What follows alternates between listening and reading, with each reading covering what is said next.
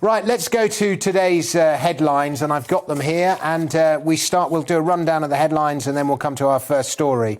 And we start with the Daily Mail, which has one of those headlines that most people will find really irritating. 600 Whitehall fat cats paid over 150 grand, and many aren't even back at the office full-time yet. We move on to The Guardian, which has Treasury alarm as PM refuses to confirm national insurance rise. This is a story we'll be covering in a moment. 1 in 2 30-year-old women now child-free. We'll be covering that one as well. And there's one of those brilliant old pictures that you have, and the man driving that train, the black man driving that train, it emerges, was Britain's first black Olympian. How about that? We move on to the Telegraph, which has a picture of Barry Cryer, who sadly passed away today. We'll be talking about his life. And the work from home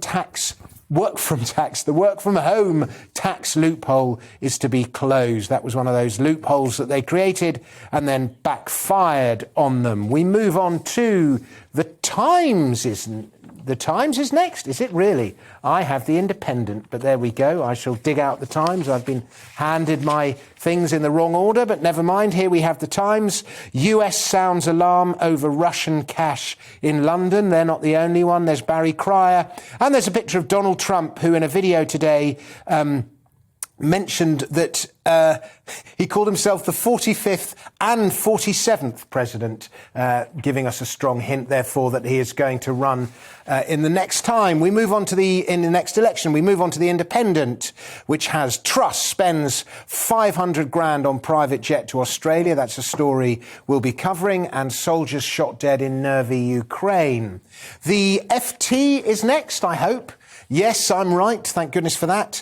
New Russian gas projects face sanctions if Ukraine is invaded. And also MOD attempt to unwind £7.6 billion housing deal set to trigger terra firma battle. And there's no way you would have any idea what that was about if you didn't already know the story. Who writes their headlines?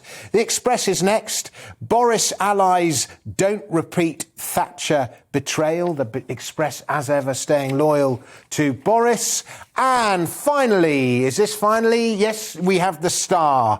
The worst thing is this isn't the most unbelievable news we've heard this week. The Lost Ness monster has been seen in upmarket Wimbledon. Ridiculous. Right, those are today's headlines.